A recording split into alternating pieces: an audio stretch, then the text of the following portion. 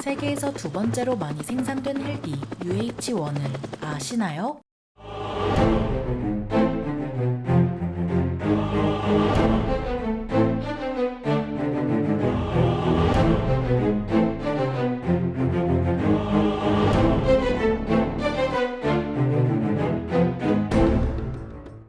안녕하세요. 지식 스토리입니다. 이번에는 베트남 전쟁의 상징 UH-1에 대해 알아볼 텐데요. 6.25 전쟁이 한창이던 1952년 미 육군은 다양한 목적으로 벨의 H-13 헬기를 운용했지만 H-13은 동체가 지나치게 크고 출력이 약한 데다 유지보수까지 복잡한 탓에 운용이 쉽지 않았습니다. 그런데도 H-13은 전장에서 헬기의 유용성을 증명했기 때문에 미 육군은 이를 대체할 새로운 헬기를 도입할 필요성을 느끼게 됐습니다. 특히 미 육군은 6.25 전쟁에서 100명당 사상자 비율이 2.5명에 달했던 만큼 새로운 헬기를 도입할 필요성을 뼈저리게 느꼈는데요. 그 중에서도 미 육군 의무부가 의무 후속용 헬기를 간절히 원했죠. 처음에는 의무부의 소요 제기에 따라 1952년에 새로운 헬기의 요구사항이 작성됐지만 1953년 11월에는 육군 본부 차원에서 새로운 헬기의 필요성이 제기됐습니다. 이에 따라 미 육군은 1952년부터 터빈 동력 방식으로 항속거리와 탑재 중량을 늘린 요구사항을 새로 작성했고 이 기체를 주로 수송용으로 활용할 계획을 세웠습니다. 입찰에는 모델 204를 제출한 벤 헬리콥터 외에도 H-43 헬기에 터빈 엔진을 장착한 카만항공 등 20여 개나 되는 업체가 참여했는데요. 결국 미 육군은 1955년 2월 23일에 벨을 우선 협상 대상자로 선정한 후 모델 204 납품 계약을 체결하면서 XH-40으로 명명했죠. 벨은 1956년 1월 20일 XH-41번기에 700마력급 엔진을 장착해 텍사스주 포트워스에서 시험 비행에 성공했고 1957년에 23번기를 출고했습니다. 그 사이 주문량을 6기로 늘린 미 육군은 1960년 3월에 벨과 총 100기의 헬기에 대한 양상 계약을 체결하면서 최초의 시제기인 HU-1 개발이 시작됐습니다. 이후에도 비공식적으로 UH-1 시리즈는 계속 휴이라는 별명으로 불리게 되는데요. 이는 시제기의 제식 번호가 HU-1인 점에서 착안해 HU를 애칭으로 부른 거죠.